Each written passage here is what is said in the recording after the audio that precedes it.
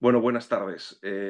Soy Antonio Martínez Asensio y dirijo Un libro, una hora, que es un programa que, bueno, que espero que todos conozcáis, en el que lo que hacemos es contar en una hora un libro entero, de arriba a abajo. Lo que hacemos es tratar de seleccionar cuáles son los fragmentos que más bueno, que hay que leer sí o sí, cuáles serían los fragmentos esenciales del libro, y esos los lee un maravilloso actor, normalmente, que es Eugenio Barona, y yo lo que hago es llevar desde un fragmento a otro y tratar de contar, pues, toda la novela y contar el argumento de la novela. Y además, lo que hacemos es tratar de dar algunas indicaciones sobre, bueno, pues teóricas, sobre lo que quería el autor, sobre algunas cuestiones históricas, y tratar de contar un poco,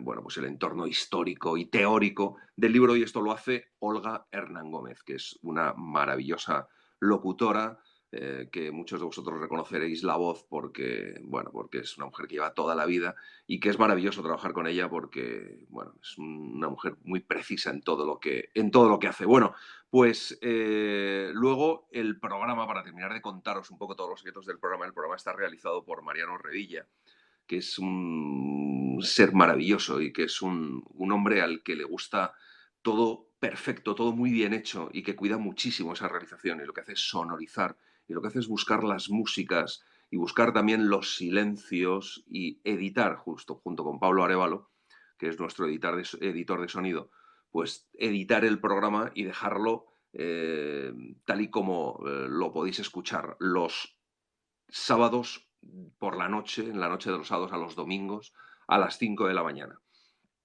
que se emite el programa todas las semanas, y tratamos de contar un clásico. Esta semana, ¿cuál vamos a contar? Vamos a contar El gato pardo, nada menos, de Lampedusa, que es un novelón del que ahora os hablaremos.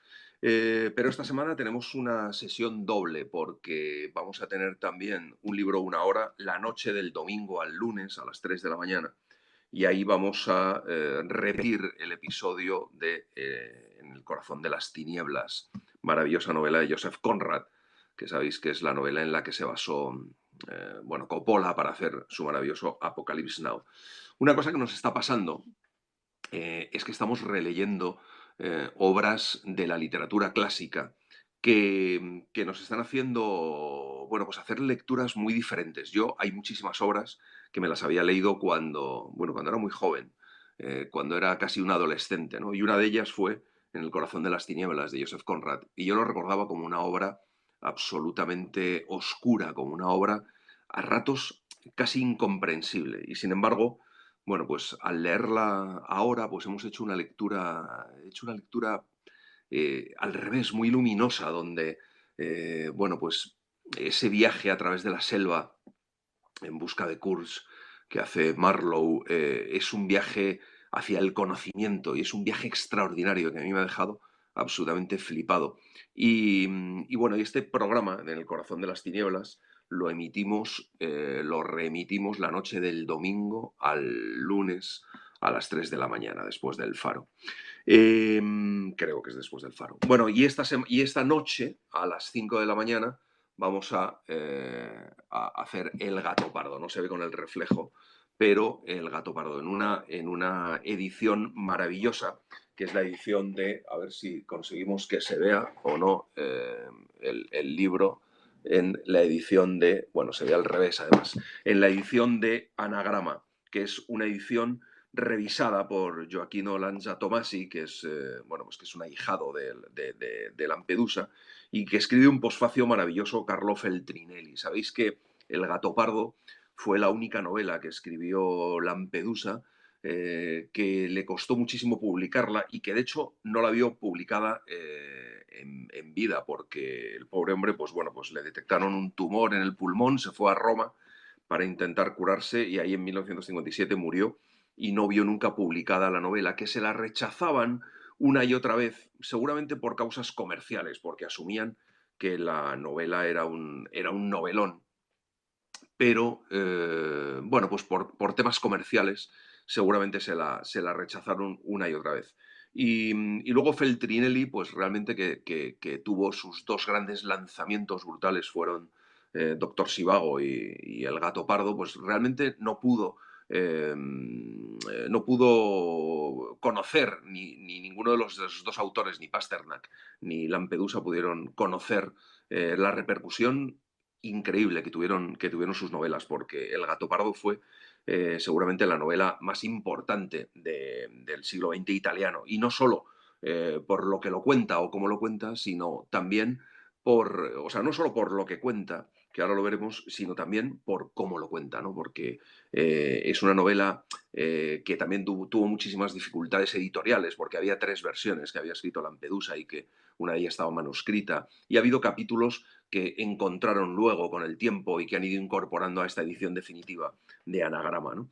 Y cuenta esta historia de Don Fabrizio, que es un príncipe, que es un aristócrata italiano en la Sicilia de finales del siglo XIX, justo previa a la revolución de Garibaldi, y donde ve que todo su mundo, que todo lo que ha sido su mundo hasta entonces, se va derrumbando.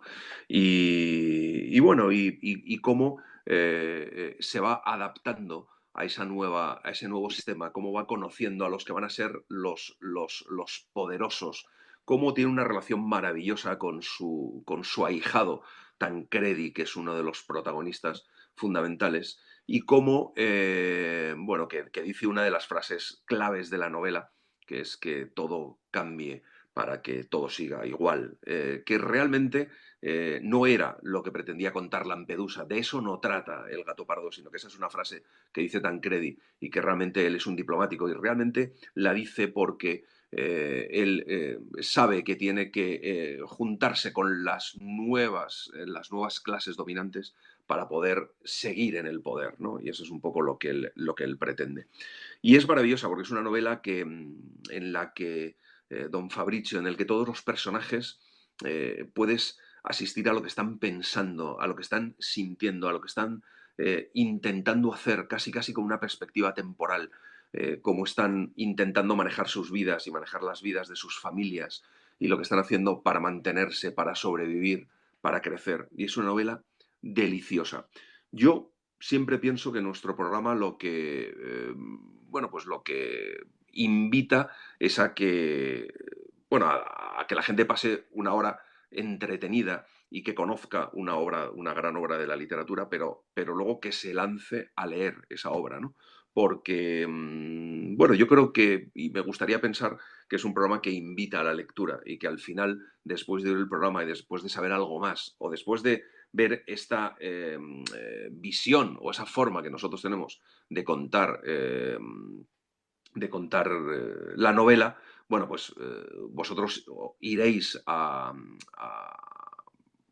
las librerías cuando las abran y si no a la edición digital y leeréis la obra, ¿no? Porque lógicamente siempre hay mucho más de lo que nosotros contamos. Nosotros tratamos de contar en una hora y damos además una visión casi casi personal, una visión muy personal de la novela. Y en este caso hemos tomado además una decisión casi casi editorial que es, bueno, no os lo voy a contar porque lo vais a escuchar esta noche, pero la contamos de una forma, damos nuestro relato de esa novela y luego, bueno, pues invitamos a que la gente vaya a leerlo. Y ya digo que leer obras clásicas para mí se está convirtiendo en este año que llevamos con un libro una hora en un descubrimiento, ¿no? Porque al final estamos descubriendo grandes obras, obras que habíamos leído hace muchísimo y que su relectura con el tiempo, bueno, pues se convierte en una cosa mucho más rica y donde se le saca mucha más sustancia. Es verdad que las lecturas que hacemos nosotros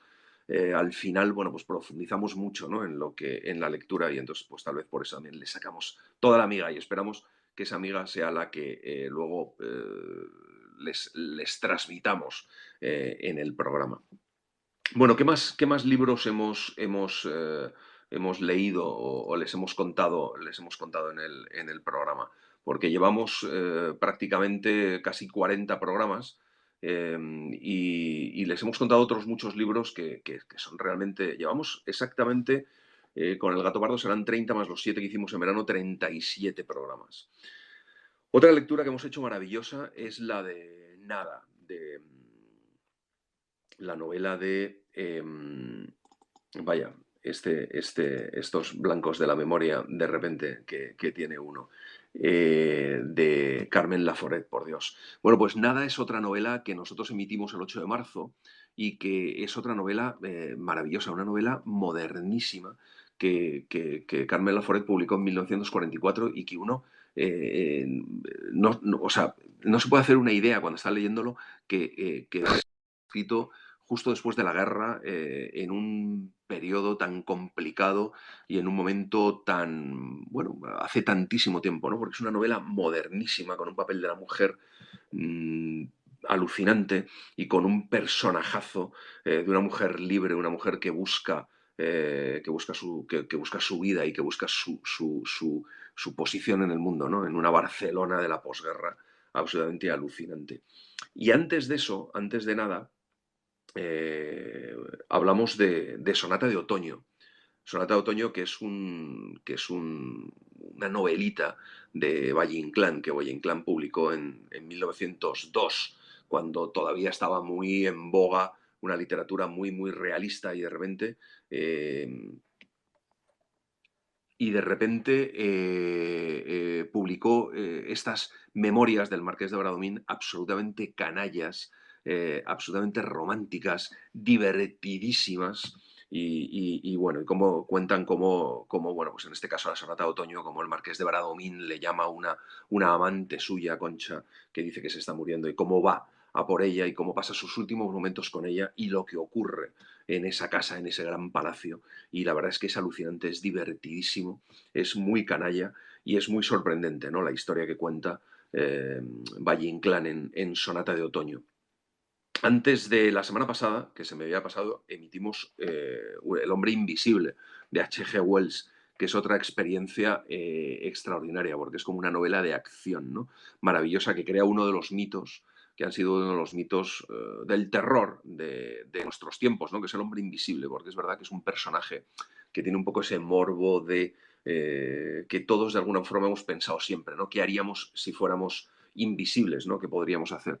Y, y la verdad es que es una novela que reflexiona también mucho sobre la ética bueno, pues en la ética en las invenciones científicas, ¿no? Y en la investigación y en la medicina. Y es una novela extraordinaria y divertidísima. Divertidísima por oposición a aburridísima, no por oposición a seria, ¿no? Bueno, luego también hemos hablado de Un mundo feliz. Un mundo feliz, que es una novela que ha envejecido peor y que es la historia que contó Huxley sobre esa sociedad distópica en la que la gente ha sacrificado la libertad en pos de la felicidad y donde a la gente se la come el coco bueno, se la crea en botes directamente ya y se la va desde el principio creando para algo, ¿no? A los que van a vivir en el espacio se les dan vueltas para que ellos consideren que el movimiento o que estar boca abajo y que es lo que les hace más felices, digamos, ¿no? Yo estoy con A los que vienen, de Manuela Carmena, nos dice Moni Vanessa, ¿no? Ahora hablaremos de libros a lo mejor un poco más modernos. Maravilloso A los que vienen, de Manuela Carmena. Tenéis que saber que Manuela Carmena ha grabado su audiolibro. Hay un audiolibro que ahora en estos tiempos en los que estamos encerrados en casa, está muy bien también a lo mejor escuchar ese tipo de cosas que es el audiolibro. Y lo ha grabado Manuela Carmena y es un libro que se dirige a los jóvenes y que cuenta un poco cuál es su visión del mundo, ¿no? Y el legado que dejan los jóvenes. Bueno, vamos a volver a nuestro programa. Os decía un mundo feliz donde la gente además ha sacrificado la libertad en pos de la felicidad y cuando no son muy felices o cuando tienen problemas, se toman una droga que se llama el soma, ¿no? Que les pone absolutamente otra vez felices, ¿no? Y que estas distopías son terribles porque están escritas hace mucho tiempo, pero sin embargo hablan de una sociedad que es muy fácil reconocer, ¿no? Acaba de entrar un mensaje también que nos decía de un hombre que está leyendo La sombra del ciprés es alargada, hay que leer a Delibes, que es el aniversario, el centenario de Delibes, hubiera cumplido 100 años este año y hay que leer a Delibes. La sombra del ciprés es alargada es una novela que fue su primera novela romántica, tristísima, pero maravillosa también. La sombra del ciprés es alargada. Nosotros hemos hecho El camino de Delibes, una novela también dificilísima de contar, pero que, bueno, pues que cuenta esa historia de ese chico que se va a ir a estudiar a Madrid y que durante la noche antes del viaje, en el que está hecho polvo porque realmente no se quiere ir, va repasando un poco de memoria pues todas las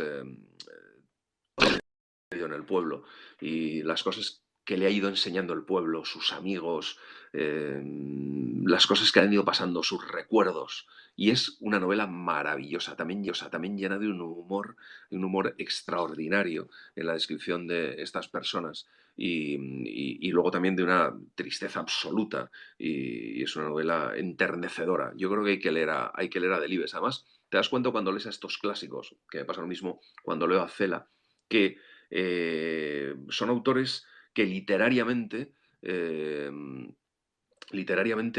eran muy potentes. Quiero decir, Cela era un hombre modernísimo escribiendo. Miguel Delibes, coges Los Santos Inocentes y Los Santos Inocentes, bueno, pues técnicamente es un prodigio cómo está escrita, con las voces de todos los personajes entrando por todos los lados, sin respetar mucho esos signos de puntuación y con esa forma coral de escribir que también, bueno, pues técnicamente era un prodigio, ¿no? Vamos a ver un poco de agua.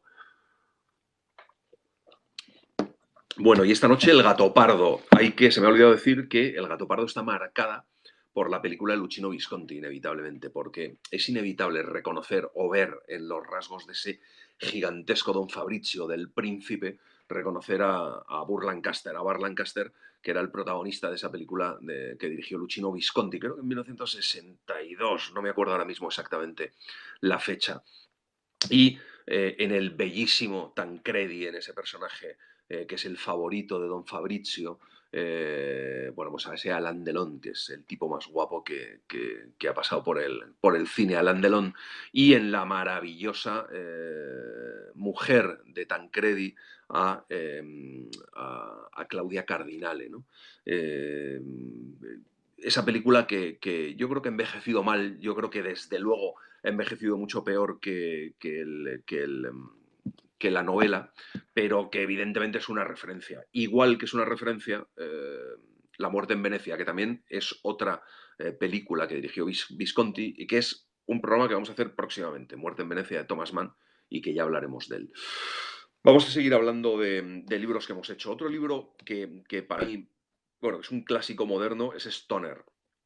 Stoner es un libro que al final, a fuerza de recomendarlo todos tanto como lo recomendamos, se va a convertir en esos libros que al final, bueno, no decepciona, pero es verdad que todo el mundo dice que es la novela perfecta, ¿no? La historia de un profesor que vive en la América profunda y que sus padres son campesinos y que va a la universidad a estudiar un poco más para poder cuidar un poco mejor el campo de sus mayores y que sin embargo descubre la literatura, ¿no? Y descubre su pasión por la literatura. Y es toda la vida de ese profesor, nada menos, pero también es cómo vive el matrimonio, cómo vive la paternidad, cómo vive una de las historias de amor más bellas que se han contado en la última literatura, una historia de amor maravillosa. Y cómo muere este Stoner. Y parece una historia sencilla, porque al final es la vida, ¿no? Y es la vida de un profesor, pero sin embargo es una de las novelas más emocionantes que yo me he leído en mi vida, es maravillosa. Y ha sido muy difícil, y fue muy difícil, bueno, pues tratar de contar primero toda la historia de Stoner en una hora y después, bueno, pues tratar de transmitir esa emoción, ¿no? Em, ¿Qué más? ¿Qué más libros? Bueno, pues El Señor de las Moscas es otro de los libros que a mí bueno, me ha sorprendido mucho, porque El Señor de las Moscas me ha parecido que está escrito maravillosamente y yo también me lo había leído hace muchísimo tiempo y sí que lo recordaba como una obra un poco más confusa y sin embargo es una obra de acción maravillosamente escrita, muy bien contada, con muchísimos personajes y con una historia negra detrás alucinante, El Señor de las Moscas de William Golding, que ganó el Premio Nobel de Literatura. No sé si el tema es seguir repasando un poco todos los libros que podéis escuchar en los podcasts de Un libro, una hora. Ya os digo que son exactamente con la emisión que haremos esta noche del Gato Pardo, serán 37 libros. Ale Calerok dice, hace meses me leí En el camino de Kerouac y me decepcionó. ¿Crees que es más mito que un must? Bueno, pues mira, En el camino es verdad que es una novela, yo creo que histórica un poco más por el entorno, por la generación beat, porque es la novela de la generación beat, que a lo mejor una novela que efectivamente tenga un peso literario, como antes decíamos, como esos grandes clásicos, que de verdad literariamente serán libros que se recuerden dentro de mucho tiempo. Yo no sé si Kerouac y si En el camino serán una de esas novelas que pasan a la historia de la literatura o que formaron parte de un momento histórico tan maravilloso y de un movimiento tan interesante que hay que leerse. Yo creo que hay que leerse En el camino. Yo la tengo en la editorial Anagrama y estoy intentando meterla en una hora, pero sinceramente no sé si lo vamos a conseguir, porque son 388 páginas de una historia bueno, pues que como su propio nombre indica, es una road movie, que transcurre, bueno, que ocurren muchísimas cosas y que es muy difícil meter casi este diario de viaje en una hora, pero yo creo que es una novela maravillosa, que por supuesto hay que leer. Eso me pasa mucho con muchísimas obras que nosotros meteríamos en un libro una hora, pero que no podemos, porque son obras gordísimas, ¿no? Y que rebosan un poco o bueno, que es imposible, ¿no? Resumir o contar en una hora. A lo mejor podríamos contar solo una parte, como hicimos con Madame Bovary, ¿no? Que lo que hicimos fue contar solo la historia de Madame Bovary y dejarnos un poco todo lo que había alrededor, toda la historia del pueblo de Madame Bovary. Y como eso, pues nos pasa, por ejemplo, con una obra que a mí me encantaría hacer, que es La conjura de los necios, de Kennedy Toole. Me encantaría contarla en una hora, pero bueno, pues no sé si vamos a ser capaces. O Lolita, ¿no?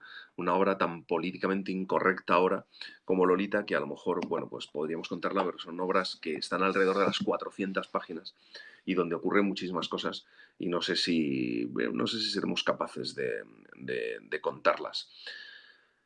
¿Qué más hemos contado? Hemos contado, por ejemplo, Marianela, que me ha parecido una novela maravillosa también, de Galdós, que también este año es el año Galdós. Marianela, que es una mujer absolutamente que ha tenido una vida terrible y que nadie se ha ocupado de ella, ¿no? Yo dije que era el Joker del siglo XIX y me mantengo, ¿no? En que igual que el Joker es una persona, es un enfermo del que nadie se ha ocupado y al final, bueno, pues como no te ocupas de él, pasa lo que pasa. Bueno, pues Marianela es lo mismo, es un desecho social, es alguien, es alguien de quien nadie se ha ocupado, que duerme en una especie de cesta de mimbre y que, bueno, se ocupa de un ciego y como se ocupa de un ciego, pues nadie le ha educado, nadie le ha enseñado absolutamente nada. Tiene un concepto de la religión entre el mito y la religión. Y bueno, y es una mujer que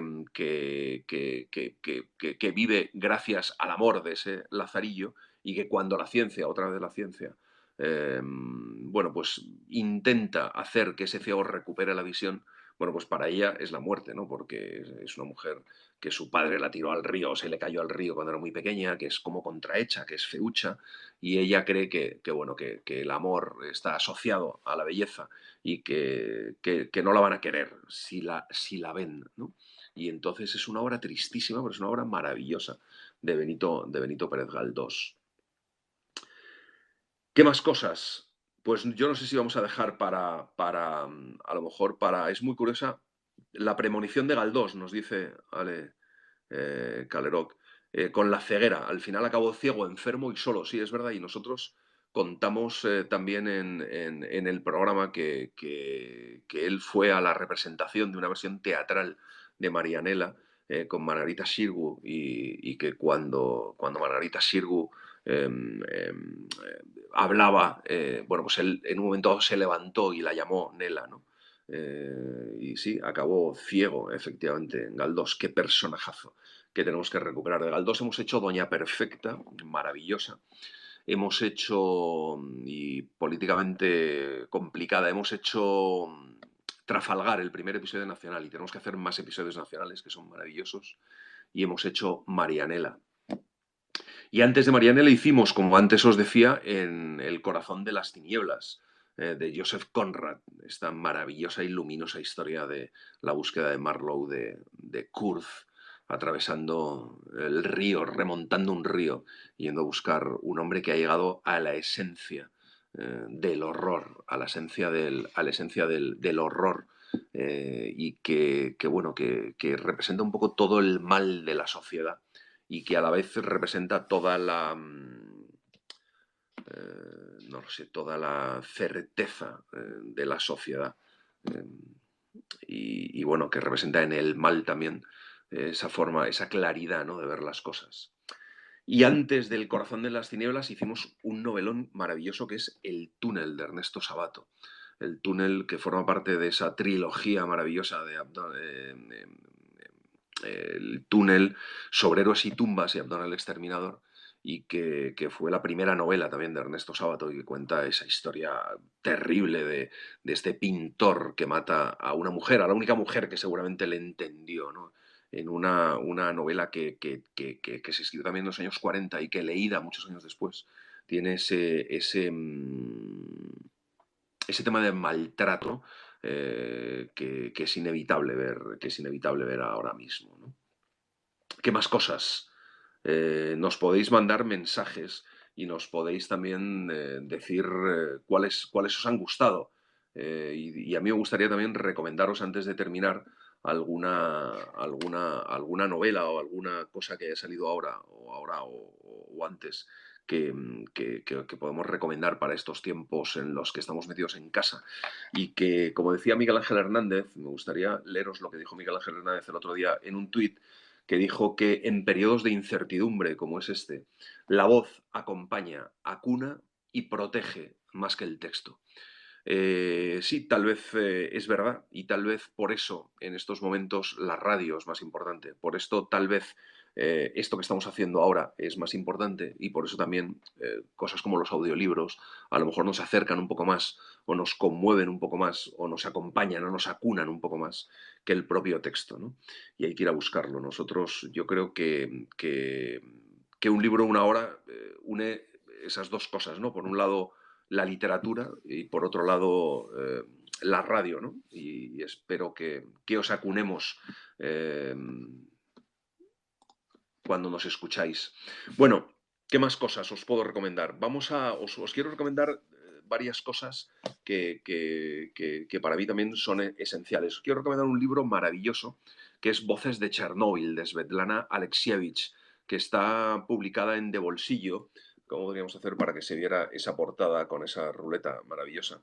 Que es una historia alucinante sobre todo lo que pasó en Chernóbil, recopilando esta mujer que ganó también el premio Nobel, esta mujer periodista, acostumbrada a escribir estas maravillosas crónicas periodísticas y bueno, que ha recopilado todas estas voces de todas las víctimas de Chernóbil y que a fuerza de unir ese calidoscopio lo que hace es contar pues maravillosamente lo que ocurrió. Voces de Chernóbil. Tal vez una cosa un poquito no tan trágica también en estos tiempos que nos hacen falta. Yo quiero recomendaros Las Invisibles, que ha editado Capitán Swing y que ha escrito Pello Riaño, y que tiene un subtítulo que es ¿Por qué el Museo del Prado ignora a las mujeres? Y que es un análisis maravilloso sobre eh,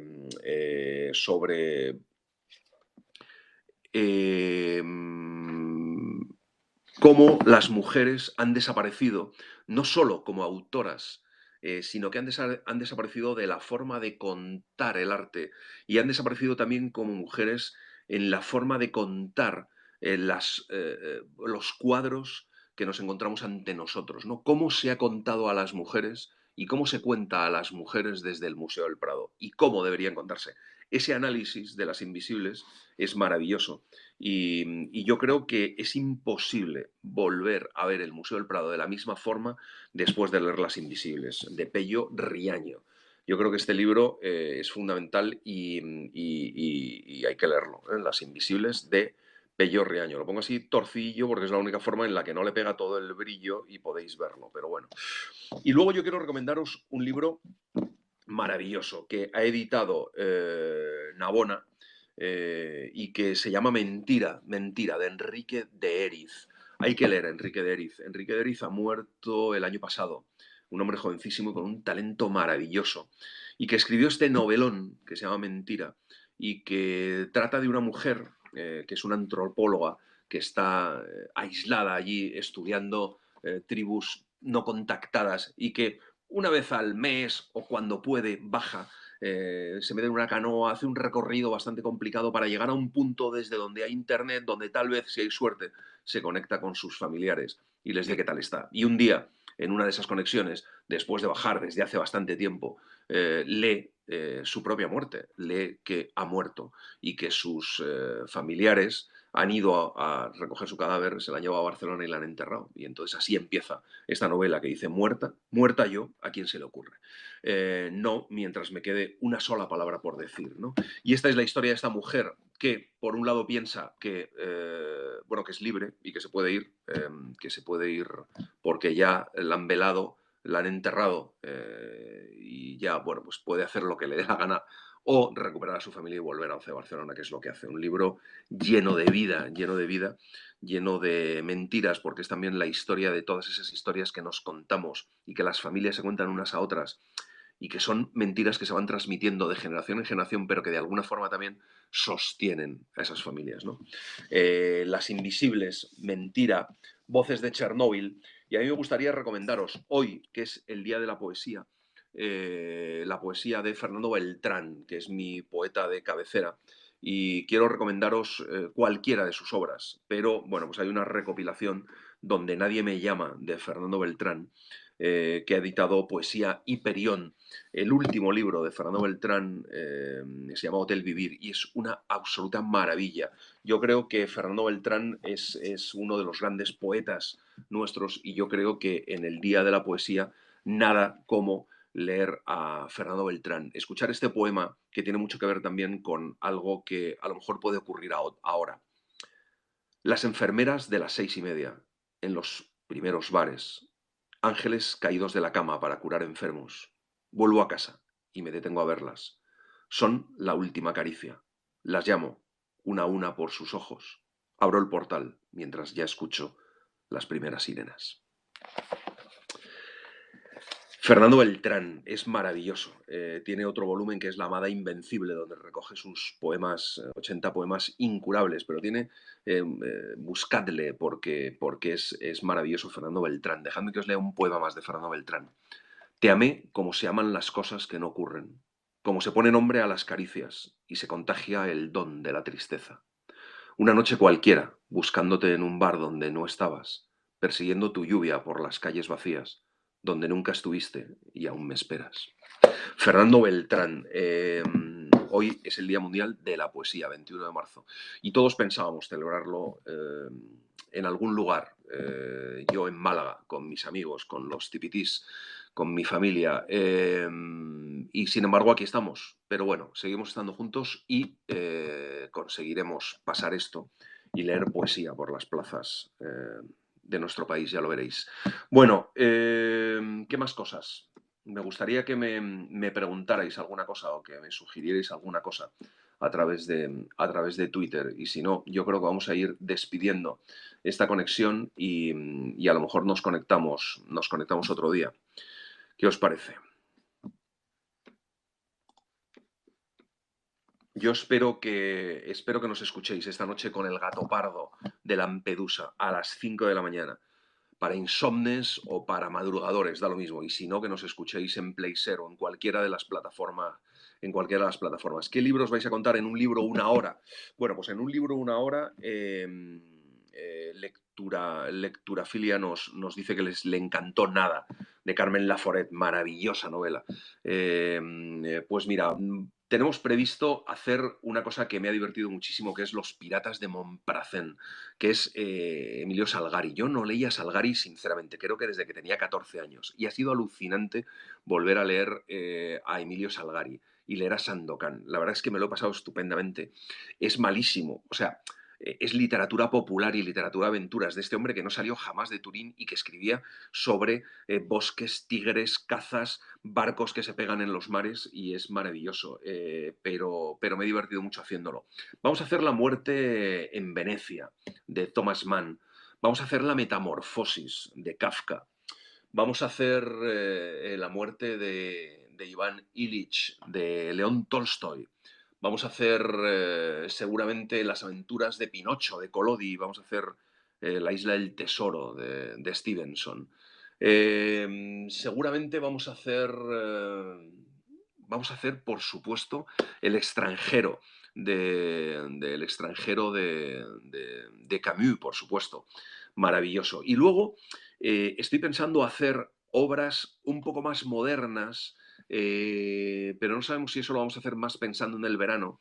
Obras más modernas. 7 títulos de 7 obras modernas, cortitas, más frescas para hacer este verano, donde estarían Mr. Wynne de Barico, una novela maravillosa que yo os recomiendo que la leáis porque os alegrará la vida y os cambiará la vida. Donde hacer Sostiene Pereira de Tabucchi, por ejemplo, hacer La buena letra de Rafael Chirves, hacer Crónica de una muerte anunciada de Gabriel García Márquez, hacer Caperucita en Manhattan de Carmen Martín Gaite o La puerta de Magda Szabó. Esas 7 novelas, no sé si me he dejado alguna, son 7 novelas que vamos a hacer muy pronto, si no para verano, al final de la temporada. El desierto de los tártaros, maravillosa, muy buena novela también. Y luego vamos a hacer 1984. Lo que nos pasa con las distopías es que nos recuerda mucho a lo que somos ahora, ¿no? Nos ha pasado con Fahrenheit 451, alucinante novela que escribió Ray Bradbury en 1953 y que anticipa cosas como Twitter o como muchas de las cosas que estamos haciendo ahora y que te da miedo leerlas porque te das cuenta hasta qué punto somos una distopía. Somos una distopía del pasado. Hasta qué punto esta sociedad en algunas cosas puede ser una sociedad enferma. Yo creo que esta crisis, y yo creo que este encierro, y yo creo que estas cosas que nos están pasando, también a lo mejor nos sirven para darnos cuenta de las cosas importantes, de las cosas verdaderamente importantes. Y a lo mejor aprendemos algo, no lo sé. ¿Qué más cosas? El coronel Chabert hicimos el coronel Chabert de Balzac. Se prevé que tengáis más horas de emisión, me encantaría que vuestro programa fuera diario. Ya, lo que pasa es que, mira, nuestro proceso de producción es complicado. Yo me leo el libro, lo anoto, lo subrayo y luego tengo que hacer ese ejercicio de contarlo, ¿no? De cómo contarlo en una hora. Luego lo grabamos, lo graba Eugenio Barona con su maravillosa voz, que es el 90% de las veces él, aunque otras veces hemos tenido alguna actriz cuando la voz ha sido absolutamente femenina, con Olga Hernán Gómez. Y luego Mariano Revilla y Pablo Arévalo se meten a editarlo, con lo que hay un proceso también de producción complicado. Y ellos además lo dejan súper ajustado y súper fino. Entonces, bueno, pues es un proceso de producción complicado, con lo cual es muy complicado que sea diario. Es verdad que tal vez podamos emitir diariamente los programas que ya hemos grabado durante verano. Y eso estaría bien. Y eso sé que me ha contado un ratoncito que a lo mejor a lo mejor lo podemos hacer en verano. Pero bueno, yo lo que espero es que estemos muchísimo tiempo, que estemos muchísimos años y que lo que hagamos sea ir contando pues muchísimas novelas. Otra cosa que a mí se me ha ocurrido que podríamos hacer y a lo mejor lo intentamos es hacer, gracias, Lectura Filia, que dices impresionante vuestro trabajo, ojalá duréis mucho, os escucho, muchísimas gracias, pues la verdad es que es muy gratificante los mensajes que recibimos por Twitter, por WhatsApp no, por Twitter, por Instagram, por Facebook, y recibimos mensajes alucinantes, además recibimos mensajes no solo desde aquí, sino desde Hispanoamérica, muchísimos mensajes, y recibimos mensajes desde muchos sitios. Bueno, os decía que los libros que íbamos a hacer, los nuevos, que estamos planteándonos hacer, digamos, libros que sean más gordos, hacerlos en 2 capítulos. Por ejemplo, ¿cuál es el libro con el cual yo cuando era pequeño decidí que quería dedicarme toda la vida a leer? Pues es El Conde de Montecristo. Y entonces El Conde de Montecristo es maravilloso, es una historia maravillosa, es una historia que yo me recuerdo encerrado en mi habitación leyendo, pues de verdad, casi casi noche y día hasta me lo terminé, ¿no? Una historia apasionante. Pero claro, imposible contar en una hora. Bueno, ¿y si lo contamos en 2? A lo mejor lo que podemos hacer es contar El Conde de Montecristo 1, un libro una hora 1 y un libro una hora 2, contar a lo mejor también El Conde de Montecristo. Si os digo cuál es mi sueño, vais a flipar, porque mi sueño realmente es contar Don Quijote, pero también es complicado. Aunque realmente si a Don Quijote le quitas todos los cuentos que narra Cervantes dentro, pues a lo mejor tampoco tardaríamos tanto en contarlo. Si vamos a contar algo de Julio Cortázar, nos encantaría contar algo de Julio Cortázar. Vamos a ver si encontramos algo de Julio Cortázar para contar. No se me ocurre qué. El libro de Manuel, complicado. Rayuela, complicado. Tal vez alguna obra corta. Sí, estaría bien que nos hicierais una sugerencia, que nos hacéis sugerencias buenísimas sobre libros que podríamos hacer. Y de hecho, muchos de los libros que nosotros hemos hecho pues son sugerencias vuestras. Eh, bueno, pues vamos a ir despidiendo esta conexión. Espero que os haya gustado, espero que hayáis estado bien. Son ya las 7 menos 5. Hemos empezado un poquito más tarde, a las 6, porque yo era la primera vez que hacía esto y la verdad es que me ha costado mucho. Espero que os hayáis divertido. Espero que nos escuchéis esta noche, repito, a las 5 de la mañana con El gato pardo de Lampedusa, que yo creo que os va a encantar. Es una novela maravillosa. Y os recuerdo que repetimos El corazón de las tinieblas la noche del domingo al lunes a las 3 de la mañana. Muchísimas gracias a todos vosotros. Muchísima fuerza a los que lo estéis pasando mal, a los que estéis todos como yo en casa encerrados, porque esto va a pasar y espero que os ayudemos y espero que nos encontremos dentro de poco en las plazas, más temprano que tarde, y que nos volvamos a abrazar. Gracias.